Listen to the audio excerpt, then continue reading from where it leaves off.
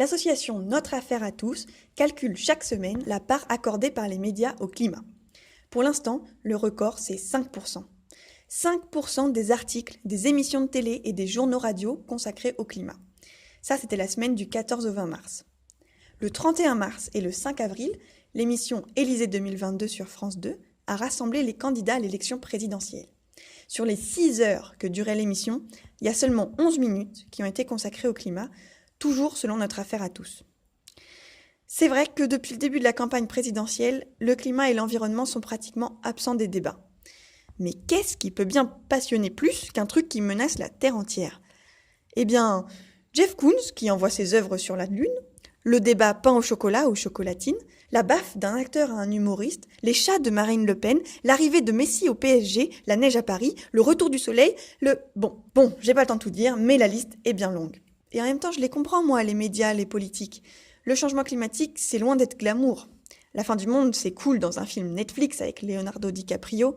Un phénomène long, pénible et complexe à comprendre, ça n'intéresse personne. Il n'y a qu'à voir les discours de Jean Castex. Mais moi, je voudrais remédier à ça. Je voudrais susciter l'intérêt, éveiller les émotions pour qu'enfin on accorde au changement climatique l'importance qu'il mérite. Voilà donc 4 choses sexy à savoir sur le climat. La première vous en fera perdre votre latin.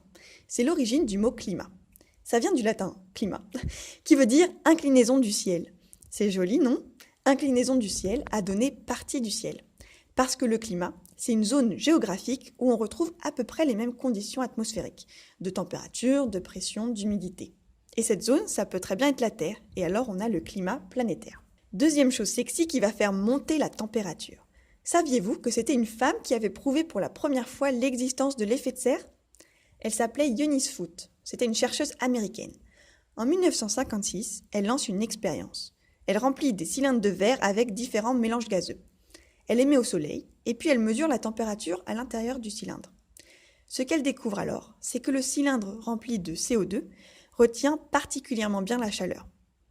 Elle en conclut qu'une atmosphère constituée de CO2 donnerait à la Terre une haute température. Et c'est ça l'effet de serre. Mais comment ça marche exactement ? Eh bien, le Soleil, il envoie un rayonnement vers la Terre. S'il n'y avait pas d'atmosphère, la Terre, elle réfléchirait tout le rayonnement du Soleil et il ferait super froid.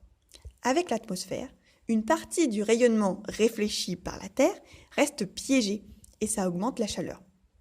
En fait, l'effet de serre, ça marche pas vraiment comme une serre. C'est pour ça que les scientifiques préfèrent l'expression forçage radiatif, qui est quand même moins sexy, je dois l'avouer. Il vous en faut encore ? Laissez-moi vous éblouir en vous parlant de l'albédo. C'est sexy l'albédo. L'albédo, c'est l'indice de réflexion d'une surface, la proportion du rayonnement solaire qui est renvoyé par une matière. Plus la surface est blanche, plus l'albédo est élevé, plus la matière réfléchit le rayonnement solaire. Vous l'avez peut-être déjà constaté, en été si vous portez un t-shirt noir, vous aurez très chaud parce que tout le rayonnement solaire sera absorbé par le vêtement.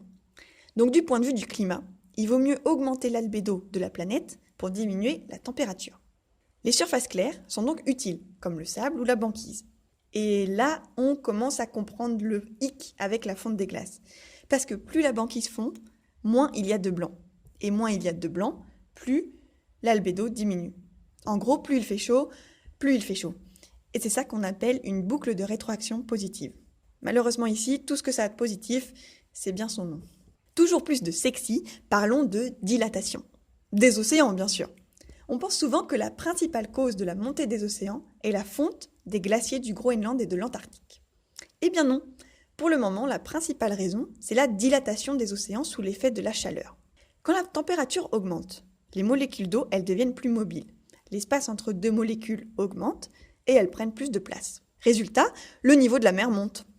Selon le GIEC, le niveau de la mer a augmenté de 20 cm entre 1901 et 2018. Et actuellement, la mer monte tranquillou à un petit rythme de croisière de 4 mm par an. Je m'arrête là avant de trop échauffer les esprits, en espérant vous avoir convaincu que le climat, c'est sexy.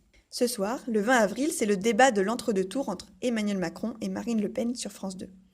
Des associations dont WWF, France Nature Environnement ou Attaque ont demandé aux journalistes qui animeront le débat, Léa Salamé et Gilles Boulot, que 20% des questions soient consacrées au climat. Espérons qu'ils comprennent que le climat peut être un sujet torride, à condition bien sûr de ne pas le réchauffer.